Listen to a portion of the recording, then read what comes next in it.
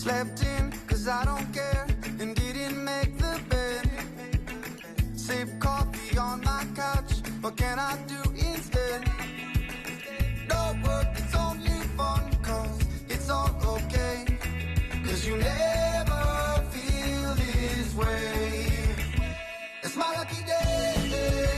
It's my lucky day. It's my lucky day. My lucky day.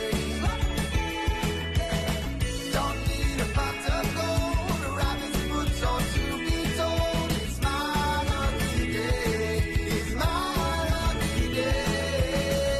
It's my lucky day. It's my lucky day.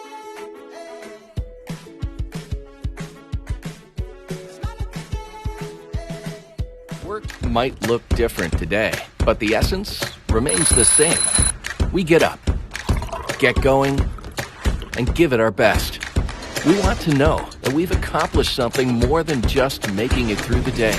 And when we have the tools and support to do our best and be our best, we can experience wins every day, both big and small.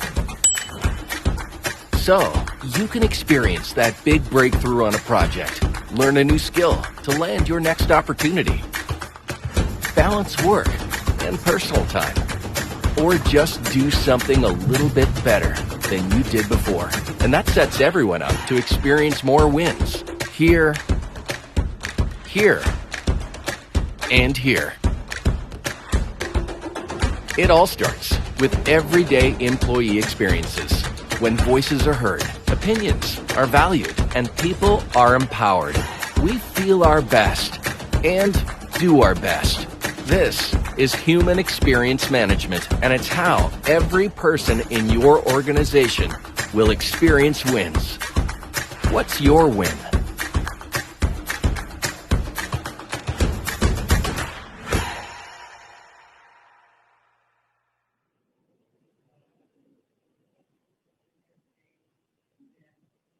Hey everyone, I'm Lars Schmidt, and I'm really excited to be hosting this session today. And I hope you are all out there experiencing wins yourself coming out of that video. You know, this is going to be a fascinating fireside chat with Timken. We're going to learn about their practices in HR transformation over the last year. And I'm your host for the session. My name is Lars Schmidt. I'm the founder of Amplify. I am the host of the Redefining HR podcast and the author of Redefining HR. And with the intro like that, you can imagine that I'm somebody that likes to talk about the future. And I am.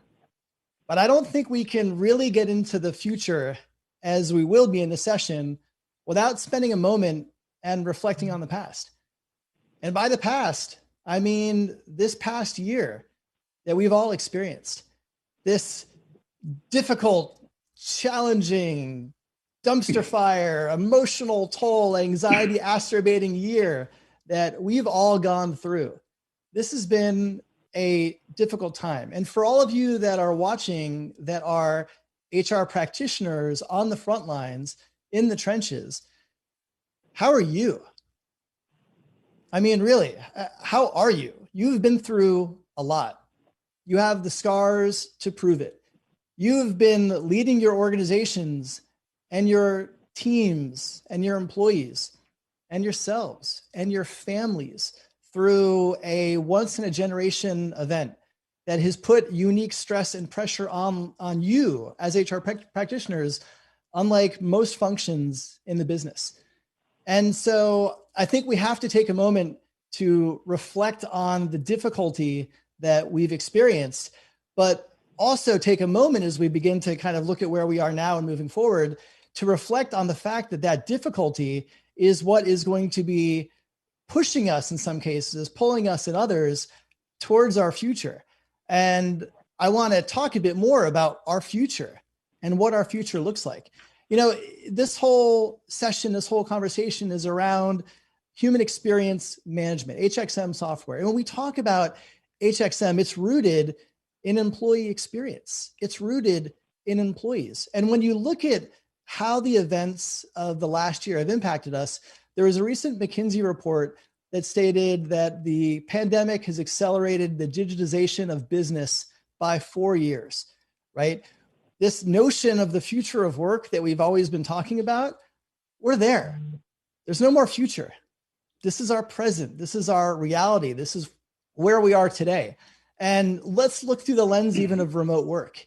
In remote work specifically, business leaders prior, according to the same McKinsey report, business leaders prior to the pandemic expected that it would take their businesses 1 year to be able to migrate to a remote structure. They actually did it in 1 week.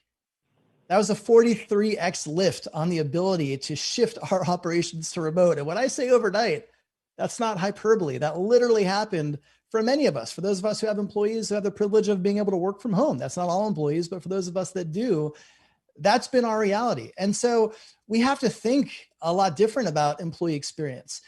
And particularly as we look at the field of HR, our tradition, our past, our history, as it relates to practices is often playbook driven, right? This is how we do performance. This is how we do learning.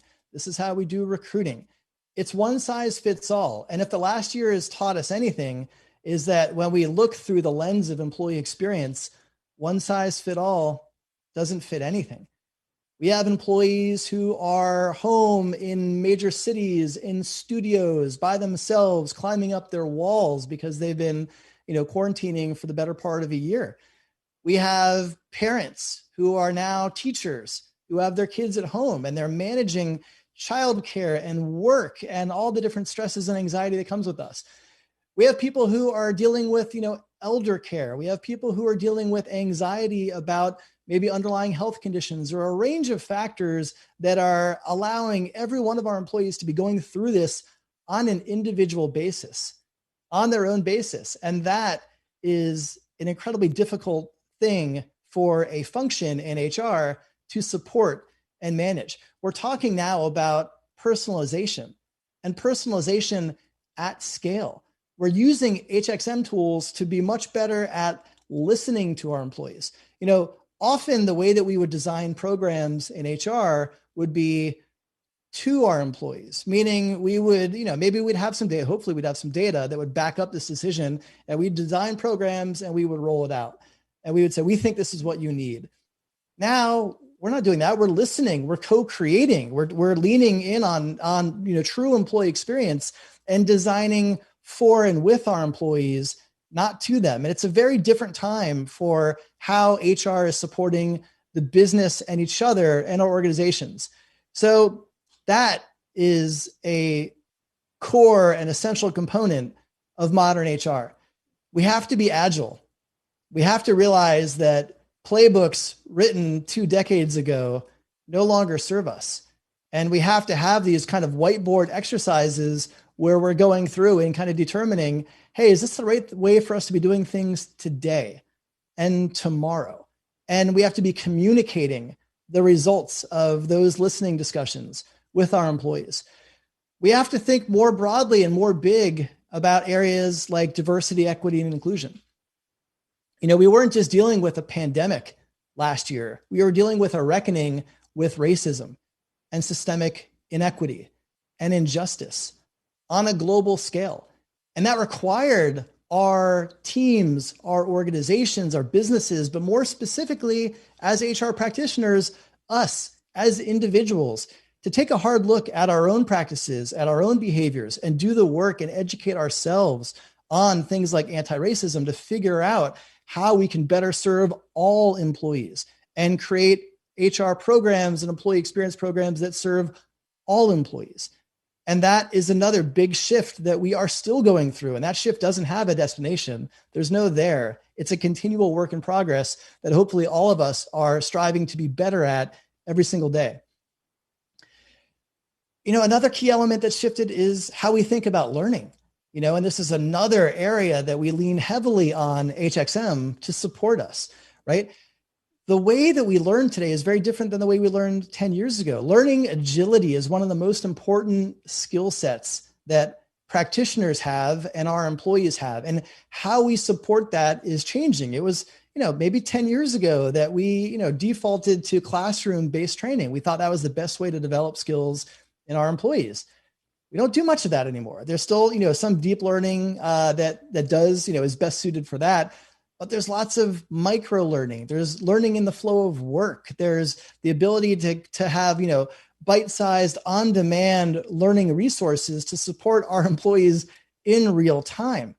That's a huge shift from how we used to think about learning in the past. So it's an incredibly exciting time. And I think as we think about what's next, right? I don't do predictions anymore. So I'm not going to tell you what's next. I'm going to tell you some ideas about where I think things are going. For those of you that have businesses and operations where you have been able to have employees be home during the pandemic, most of you are now going to be hybrid by default.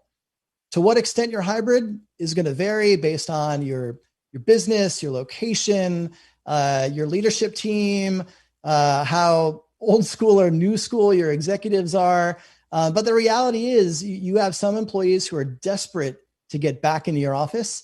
You have some employees who will never step foot back in your office. And you have to account and design for that spectrum.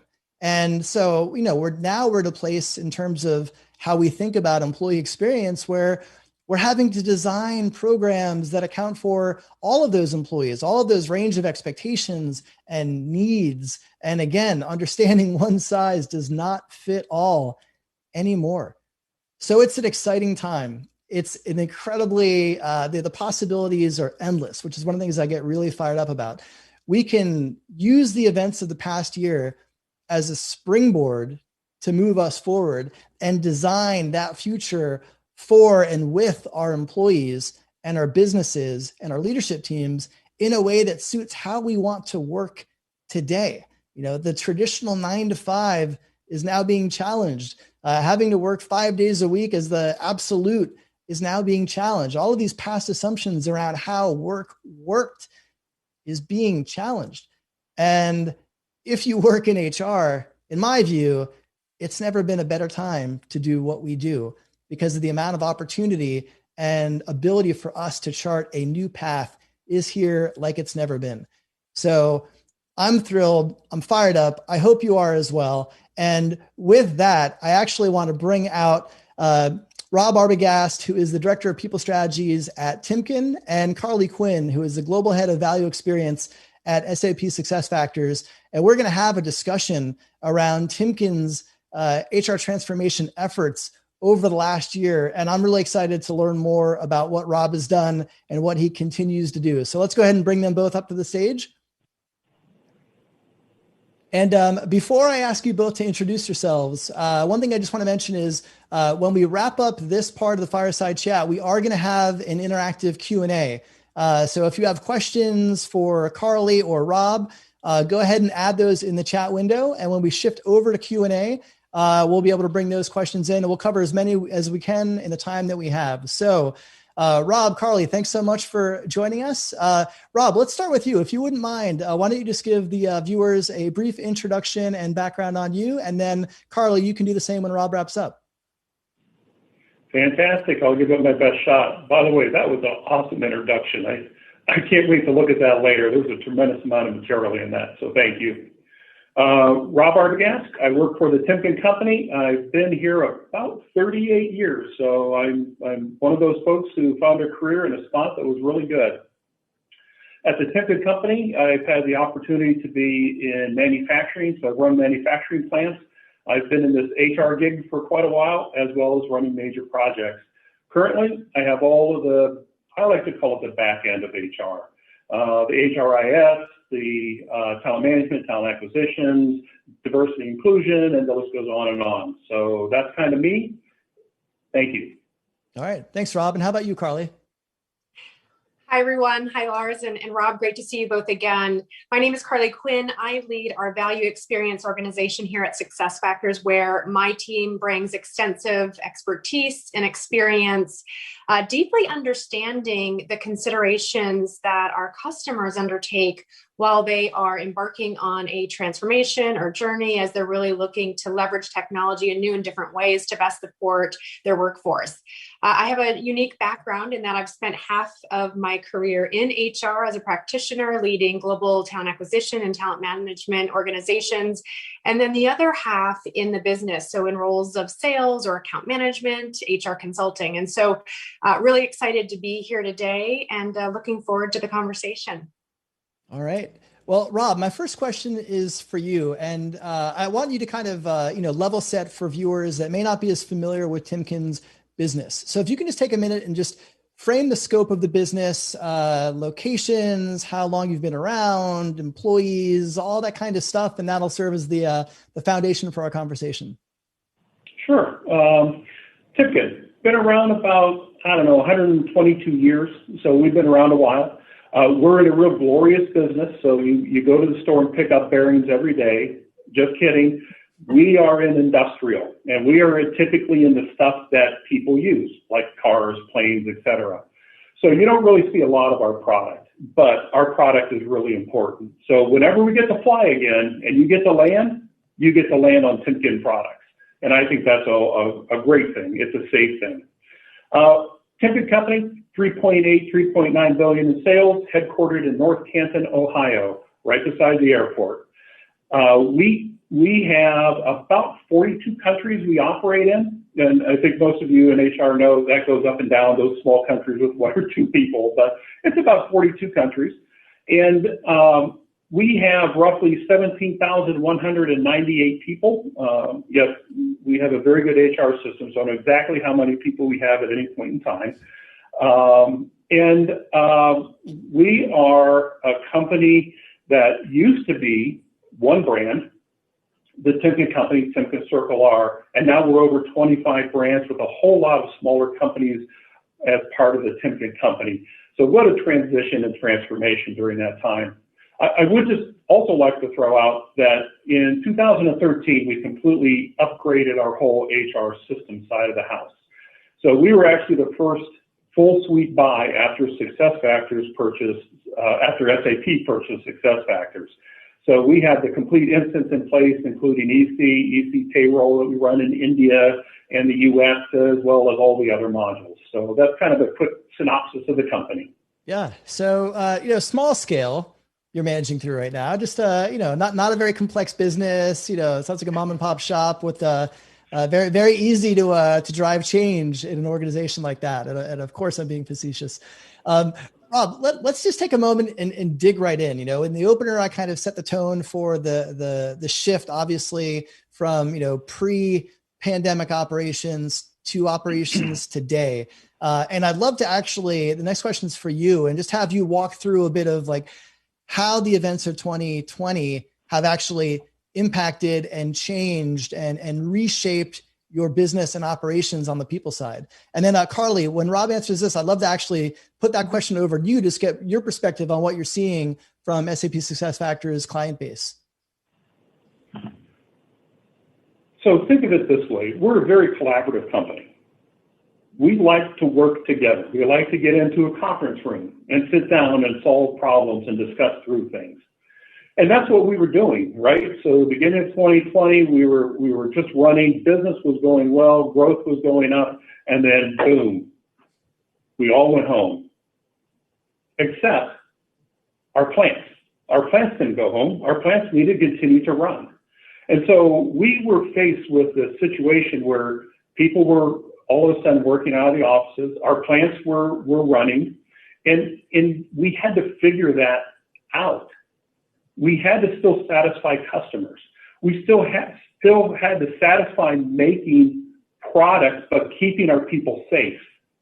And I think that's what we did, and I believe we did a very good job of that. We had to get over a lot of these issues around, are people going to actually do their jobs when I'm not standing over them or when I'm not in a conference room with them? And we have really worked hard to get our organization lined up for that. I would like to say that even more complex is that at one point in time, India, for instance, is running full bore. US is not.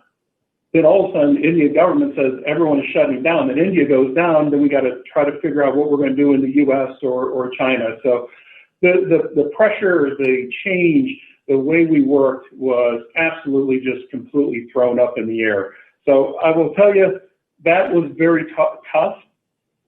But as we get to the end of 2020, we made an acquisition. Our plants are ramping up. We're ensuring there's safety among our folks in the plants and in the offices. And we're doing those things to get back to more of a normal position. Right now, in our corporate office, we're 50%-ish. So we're not there yet. We're getting towards it. And we're all looking forward to the time when we can actually talk about normal. Yeah, normal. It feels not so far away. It's not quite here yet, obviously, but I think that there's a sense of hope like we haven't had in a while, and hopefully we're all appreciating that, and hopefully that hope leads us to better days. So, Carly, I'm curious to get your perspective. You obviously work with a range of clients and companies that are experiencing this at different levels. So, what are you seeing in the marketplace today? Yeah, we've seen similar disruptions that we just heard from Rob within our own business, but also for our customers around the globe. In fact, we've really started to see a cultural shift over the past couple of years leading up to the pandemic. And you talked a little bit about this in your opening in terms of the rise of the individual and that personalization that customers are now seeking and now employees. So, really, in response to that, it's one of the things that you're starting to see from SAP SuccessFactors, and it's why we're taking human capital management to the next level with human experience management. So HXM puts the employee and their experience at the center of the business, and the shifts the focus from HR or business processes or even some of the tools or systems that they use, focusing really on what does the employee need to be successful? How do we create that frictionless and that seamless work environment so they can do the things that are most important, bring the most value to the organization? And we're seeing that is, or the pandemic really accelerated some of those shifts we started to see. I will share, one quick customer story. And again, it connects to some of the changes we've seen in the past year. And again, we all know the last year has brought many disruptions, not just to the workplace, but again, we've seen it around the world, civil unrest, the injustice, and specifically in the city of Portland, Oregon, they happen to be a customer of ours. They have over 650,000 residents with an annual budget of $4.5 billion. And in the end of 2019, the city completed their implementation for several of their SAP SuccessFactors solutions to modernize the city's HR processes, their operations, the experiences that they provide not only to their employees, but to the residents as well. So with these new system capabilities, right at the beginning of 2020, they were immediately tested. And the city faced several crises, right, including COVID-19, the protests, wildfires, right? There was so much going on for them at that time. And so what they ended up finding is our solution provided the agility, the capabilities to allow the city to deploy their personnel in emergency positions. So it really helped them successfully manage through a number of different crisis that they were facing. It demonstrated the value of quickly investing in technology to really support the experiences and the work their teams needed to do. So a more modern and agile cloud-based solution. So, as you can see, we heard a little bit from Rob, completely two different customers here. But I think you can see that a better employee experience yields measurable results, right? So helps with engagement, productivity. And when employees have what they need, it creates a win-win scenario, right? So the employee wins, but so does the company.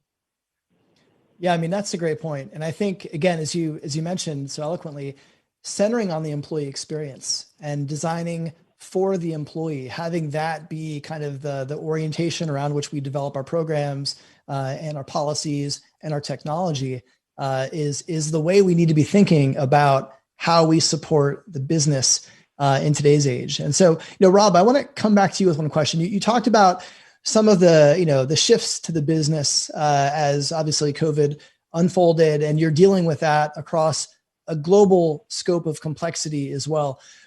what did you find, when you, obviously the factories had to continue to run, people who were not required in the factories were able to work from home for a period of time. Like, what were some of the biggest obstacles that you had to overcome? And keep in mind, we only have about 10 minutes, so we're going to, confine your answer, maybe the top 2 or 3 biggest issues and challenges and obstacles that you had to solve. I'll even keep it down to 1. How's that? That works. Engaged leaders. So we quickly figured out that our model of having people in the room didn't work well because no one was in the room. So one of the things we did is went to Qualtrics and we did a survey. And we did a real quick engagement survey of our salaried organization. And we clearly found out that employees didn't feel supported. So that is a change, right? We felt we were doing a good job of that. But now you look at it and you go, okay, Mr. Manager, Mrs. Manager, how are we going to deal with that? And we started having conversations like, Carly, how's your family doing? And we aren't good with that. So what we realized very quickly from the survey is that we needed to create a more engaged leader. So we quickly pivoted, and using our SuccessFactors tools, using the Qualtrics survey, what we were able to do is to create an engaged leader goal and put that right in our leaders' goal plans about what we need to do to engage with our people. We created an engaged leader guide, and that guide then enabled managers to say, here are the 8 things we need to be doing every day. And then we put together a series of micro learns around that and deploy those through the LMS to say, okay, here is a new skill. Here is a new activity you should be doing. And then we nudge our leaders to do things about it. And so really engaging people, really engaging the workforce, engaging our managers with the associate like we've never done before. And the end result is that we really have the opportunity to move our workforce to a more engaged workforce, to a happier workforce, or a more focused workforce. And that's what it's all about.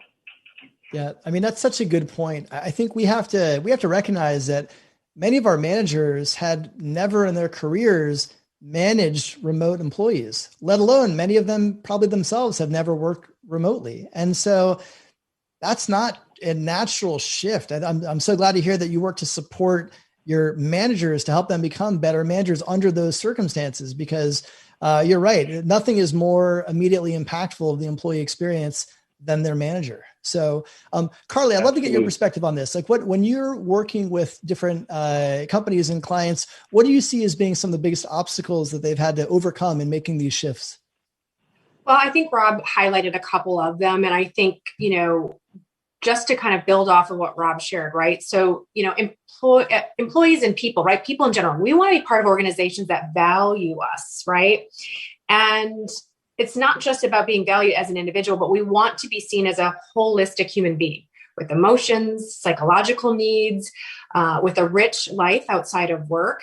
And for some, right, there was a barrier that came between manager and employee about, gosh, how much do I really share about what's really going on personally? And we saw for many, I mean, I can't imagine. I've got 3 daughters who are older, one's in college and middle school and high school, but I can't imagine what it must have been like for, mothers and fathers who have toddlers, right? And trying to kind of break that down. But, I think, those companies that tended to thrive well were leveraging some type of survey to really understand, are you okay? Do you need something? We're here to support you.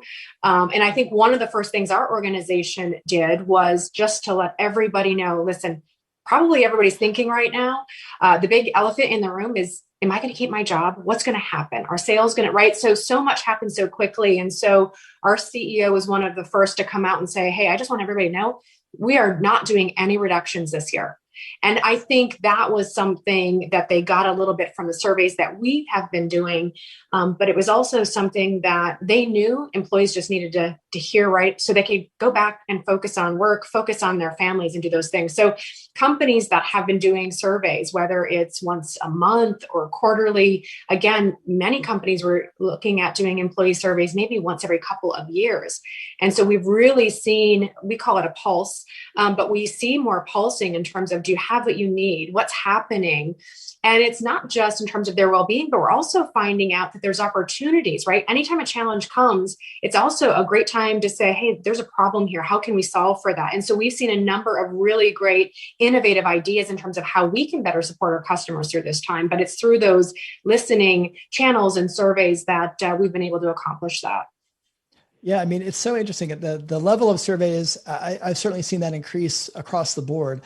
What's interesting, and the point you just made, we used to look at surveys as an annual or maybe multi-year thing, and business just moved too fast for that before the pandemic. It certainly moves too fast for that now. And so when you're able to actually keep a pulse on the sentiment of your employees over time, identify trends, but really build programs based on their needs in real time, and understanding those needs are changing and those needs are dynamic. So you have to be able to do this with a level of frequency that allows you to account for those shifts and changes. Rob, I want to come back to you. You mentioned Qualtrics, you mentioned SAP SuccessFactors. What other HXM tools and resources were you using to support the business during the shift? Just one comment. We actually bought the Qualtrics tool, configured it, and implemented it in 3 weeks. And that's what you have to do to have that response to the needs that come up in today's world. You can't take 6 months to do it. It's 3 weeks, and you better be launched and ready to go. So I just wanted to comment that is so true, particularly in today's world with how fast things are moving. Talk about other tools, though. This is, to me, really amazing, how the dots connect. So we've been working with our leaders about being more engaged. We're still hiring people.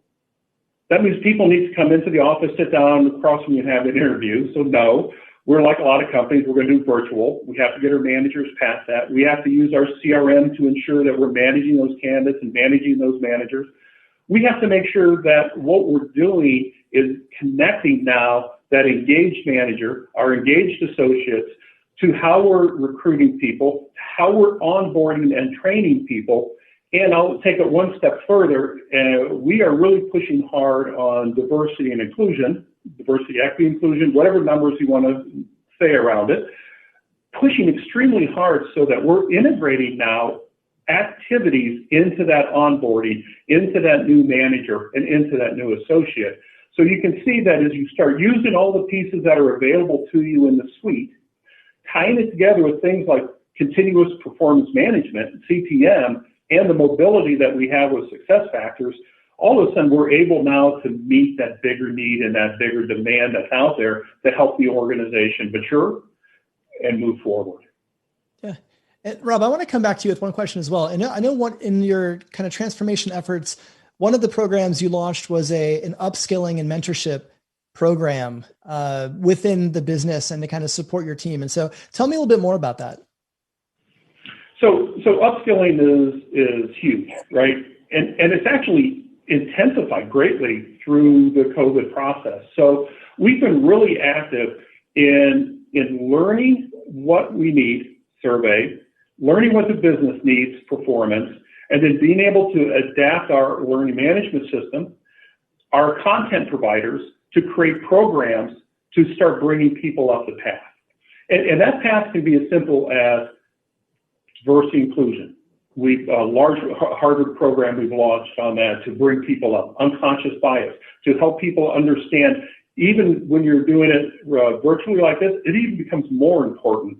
We also have taken this to the level that we believe that it's not for COVID, it's for the long run now.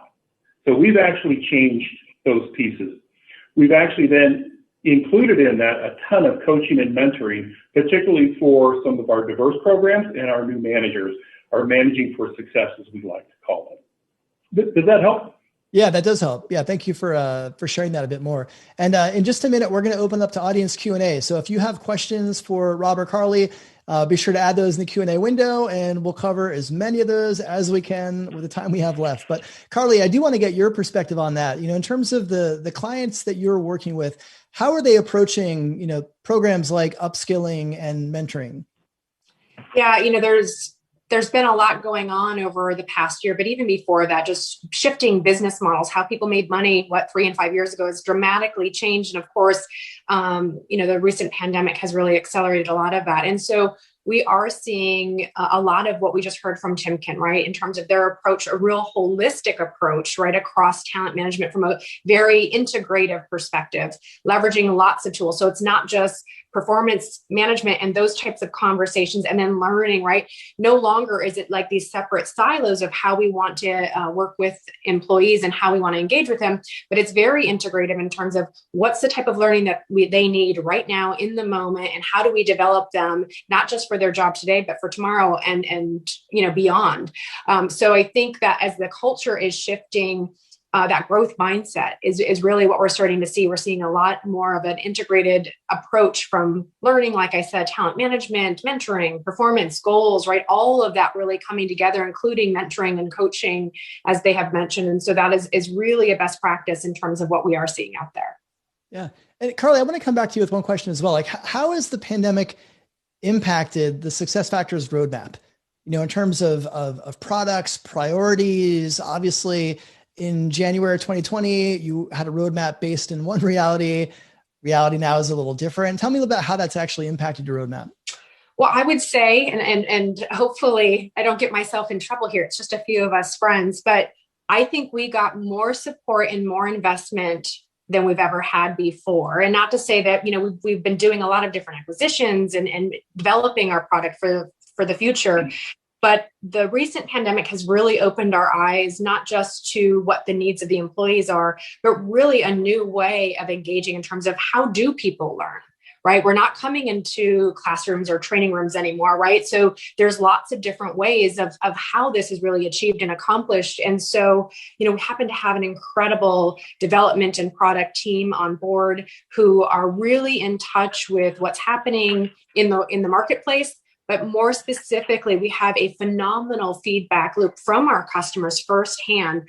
What are your challenges? What are you really trying to overcome? And then, of course, we can look at lots of surveys like McKinsey or Burson or all, many of the others to see what are the key trends? What are they really trying to solve for? And not to mention, right, what's keeping the CEO up at night, and what are some of the key things that they need? And we often see in the top 3 is, will I have the right workforce, right, to deliver on the objectives I have at hand, and will they be ready when I need them? And so I think this integrative approach around talent management and recruiting, and again, many companies had to quickly go virtual, right? They were doing interviews in person. Now all of a sudden they're trying to figure out, well, how do we review and have conversations, and how do we interview online, and how do we onboard our employees, right? So all of that, again, had to happen in a matter of I want to say weeks, because we didn't have the luxury of it being years or months, as some had thought it might take. Yeah, that's really interesting. And I think one point just to reinforce as well on that is, like, as we've all shifted to remote, one thing we have to keep in mind is that this is not real remote work. This is as suboptimal as remote work gets. Like, we're home, our kids are home, we can't leave the house. Like, just imagine as we begin designing what's next, like what this can look like when we can actually design for remote and design our lives around with the support systems that we need to really make remote work, optimized. So I'm really excited about that. And, with that, I want to actually open it up now to all of you. So for the viewers, now it's time for your questions for Rob and Carly. And we're going to jump right in. So Rob, this first question is for you. For workforce and time management, can you talk about the systems being used and the experiences? So as you can imagine, across the globe, we have a lot of different time management systems. We do try to centralize in, but you know what? We had to get people away from, probably not quite answering the question, but we had to get people away from thinking about, are they clocking in and clocking out, to, are we getting the productivity? Are we all accomplishing what needs to be accomplished? And it's very interesting. I've had a lot of discussions around, are people checking in? Are they time clocking in? Are they logging their hours correctly? It's really about, are they getting their work done? And that's where we started to shift. And that's one of the things that we're pushing on our Engaged Leader Guide. Let's not worry about if somebody is taking a long lunch because they have to take care of a child or they have to do something special. Let's make sure we're getting the work done. And we're getting it done in a way that helps them and helps us. That's a big change. But that is my quick view on time clocks, time, and systems. I will tell you, though, that with EC Payroll, we do flood it with all of our time information, and it flows right in with EC, and it works wonderful. But it's really about people, productivity, and accommodating what needs to be accommodated at this point. Yeah, I think those are three good mantras, and we're going to keep you in the hot seat because our audience is actually very curious about your Engaged Leader Guide. So question was, can you share a bit more about the Engaged Leader Guide? 8 things that you highlighted, like what, especially for viewers that are maybe looking to build a similar type of program within their own organization. Take us under the hood. Tell us a little bit more about it.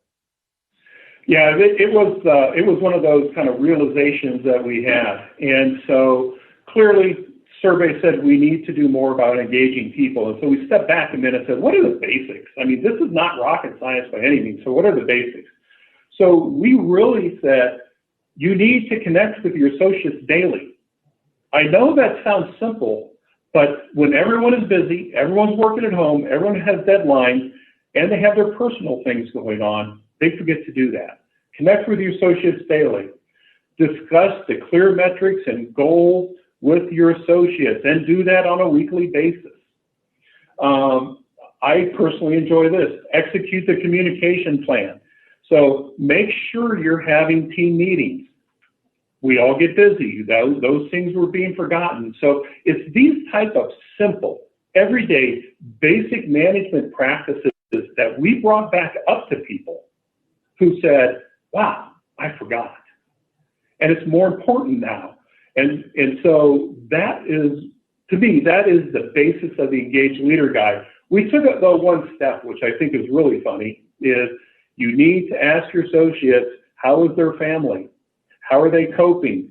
What can we do to help them cope? And that made our managers, including myself, a very nervous person to have those conversations. But we're doing it, and that's what we're trying to get out of the guide. And that's what the little micro-learns are, to give you that confidence to have that discussion, to have that confidence to work through those questions that associates will have. So that's in a snapshot what we're doing. Yeah, no, that's great. And Rob, we're almost up on time, but I do want to get one more question in. So I'm going to ask you to hold your answer to about a minute on this one. But how did you increase access to the tools for your shop employees? So for those not connected to PCs or networks, how did you keep a somewhat employee experience for that employee population? Yeah, it's a difficult one. We all know that one, but it is kiosks. It is PCs available. It is training rooms with PCs in it where people can come in. It is helping people with things as simple as passwords and that confidence to actually start to get in. So we have done all of those pieces. We also have some wonderful leaders out there, training leaders that actually will help our associates get into the system, to go into learning, to be able to expand themselves. So I think that's the key. Get the access, get the tools, and then help people get in. And we've been able to accomplish that. Yeah, I mean, that's great feedback. That's clearly the deskless worker challenge that I know a lot of you out there watching are also struggling with at home. So Carly, before we wrap up, any closing thoughts on your side? No, I was just going to make a comment just about the deskless worker, right? Because we're seeing this more and more. And so often there's lots of different industries and customers that, their employees don't have access to the internet, right? They're not sitting at a desk. They don't have a computer. And so a lot of our customers have, created a program about similar to bring your own device to work, right? So it's their device, they can get access to the information that they need. And I had a number of conversation, if you think about customers who are in a manufacturing setting and or,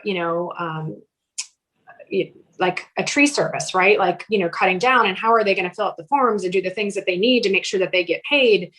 So there's a lot of creativity and innovation kind of happening on around this. I think it's just the beginning in terms of how they can leverage different tools in the workplace and getting the feedback, right? We talked a lot about the experience, how important that is.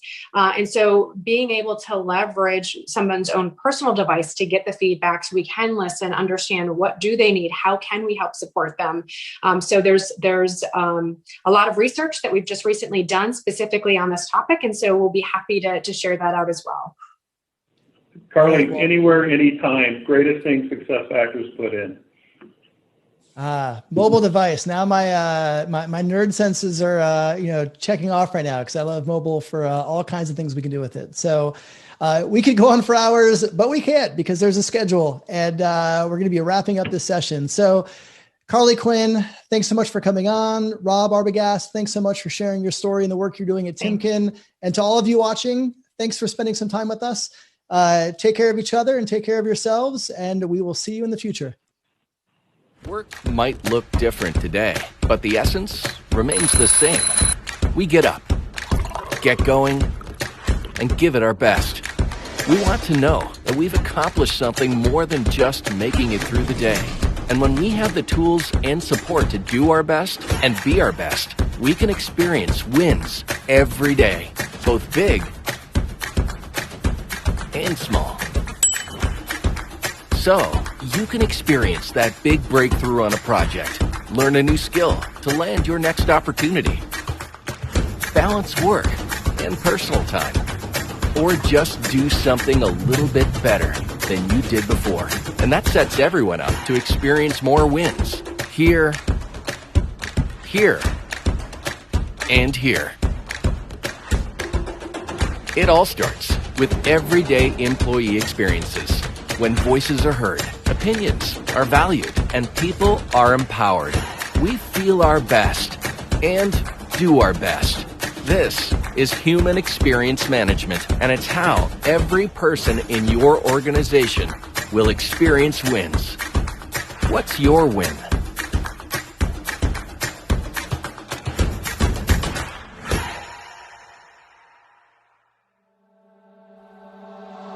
I used to worry about the shadows. I hated knowing there was something there that I couldn't see. I thought the monsters out my window, yeah, they were waiting for me, they were waiting for me. But now my fears have started changing. Now I'm more worried about all the things to come. Yeah, mostly I've been scared of failing. I feel the weight of the world is pushing down on me. Cause I could write every song and never say a thing. I could have what I want but still know what I need. I could hide all my problems inside a melody. Wish I could go back to the day when it was only night that made me afraid. When it was only lions and tigers, but now it's heartaches and liars. And wondering just what does the future hold. Cause I don't know